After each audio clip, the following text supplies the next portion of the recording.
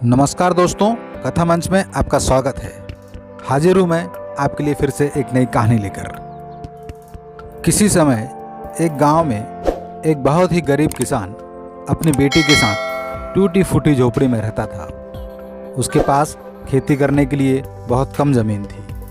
खेत में बहुत मेहनत करने के बाद भी वह सिर्फ पेट भरने लायक अनाज ही उगा पाता था। गरीबी में अभिशप्त किसान अपनी बेटी की ख्वाहिशों को भी पूरा न कर पाता था।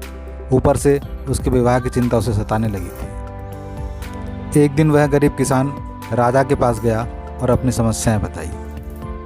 राजा दयालु था। उन्होंने अपनी ज़मीन से कुछ हिस्सा किसान को दे दिया और कहा कि ज़मीन तुम्हें सिर्फ खेती करने के लिए दी जा रही है।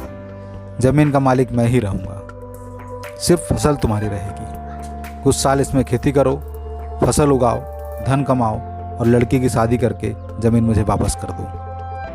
किसान ने राजा को धन्यवाद दिया और खुशी खुशी घर लौट आया। एक दिन किसान राजा के दिए हुए खेत में जुताई कर रहा था कि उसका हल किसी कठोर धातु से टकरा गया। उसने वहाँ खोद कर देखा तो उसे सोने की एक ओखली मिली। किसान ईमानदार था। उसने अपनी बेटी से कहा, हमें यह ओखली राजा के खेत में मिली है। जिसकी ज़मीन है उसी की यह ओखली भी है, इसीलिए यह ओखली राजा जी को लौटा देते हैं।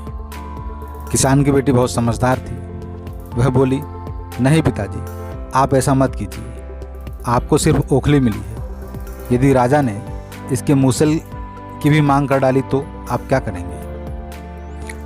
और अगर आप मूसल ना दे पाए तो राजा आपको दंड भी दे सकता है। किसान ने कहा, नहीं, यह ठीक बात नहीं है और राजा ऐसे व्यक्ति नहीं है। जब वो अपनी ज़मीन दे सकते हैं तो क्या अपनी बात ना रखेंगे? और जो चीज़ हमें मिली ही नहीं वह चीज़ राजा जी हमसे क्यों मांगेंगे? ऐसा कहकर वह राजा के पास ओखली लेकर चला गया। राजा के दरबार में ठीक वैसा ही हुआ जैसा किसान की बेटी ने कहा था। राजा ने मूसल भी मांगा। किसान ने कहा कि उसे सिर्फ ओखली मिली है। राजा ने सोचा किसान लालच में आकर झूठ बोल रहा है। राजा ने कहा, सोने का मूसल ला कर दो, नहीं तो सजा भुगतो। किसान बेचारा कहाँ से लाता सोने का मूसल? नतीजा यह हुआ कि किसान को जेल में डाल दिया गया। किसान को ऐसी गलती की सज़ा दी गई जो उसने की ही नहीं थी। जेल में उसे ढंग का खाना भी नसीब ना हुआ। बिना खाए पिए हमेशा अपनी किस्मत को कोसते रहता।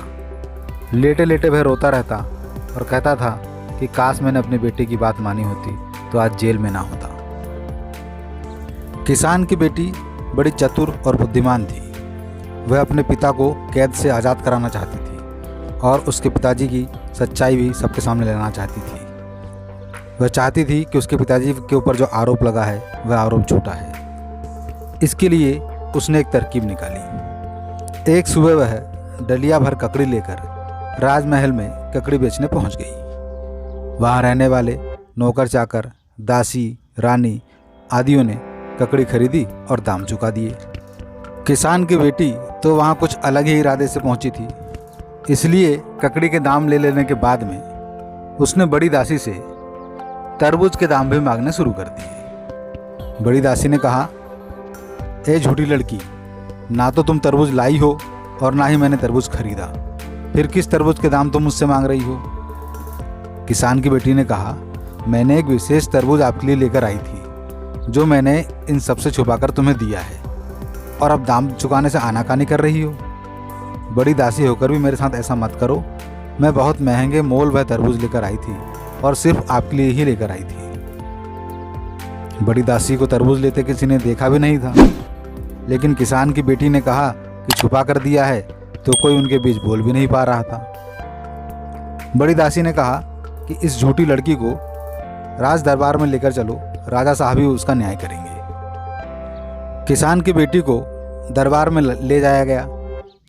बड़ी दासी ने कहा कि महाराज, जो वस्तु मैंने इससे ली ही नहीं है उसके दाम ये लड़की मुझसे मांग रही है।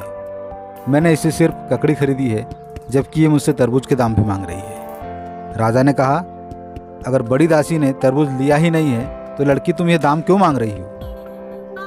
किसान की बेटी ने कहा, जिस प्रकार मैं और मेरे पिताजी बिना कोई वस्तु प्राप्त किए ही उसका मोल चुका रहे हैं, उसी प्रकार बड़ी दासी को भी उसका मोल चुकाना चाहिए।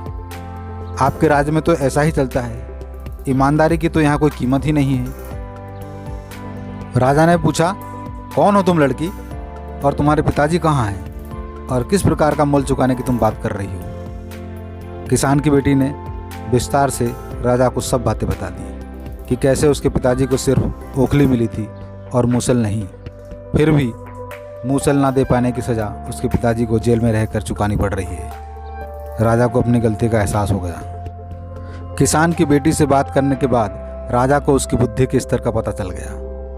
राजा ने किसान की बेटी को राज्य के खजाने का मंत्री बना दिया और उन्हें रहने के लिए घर और सारी सुख सुविधाएं प्रदान की। किसान को थोड़ा कष्ट झेलना पड़ा, लेकिन अंत में उसकी बेटी की चतुराई और बुद्धिमानी की वजह से सच्चाई की जीत हुई।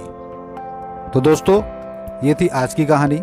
इसी प्रकार की कथा कहानियों के लिए कृपया मेरे चैनल को सब्सक्राइब कर दें, जिससे मैं आपके लिए रोज़ रोज़ नई नई कहानियाँ लेकर उपस्थित होता रहूँ। धन्यवाद।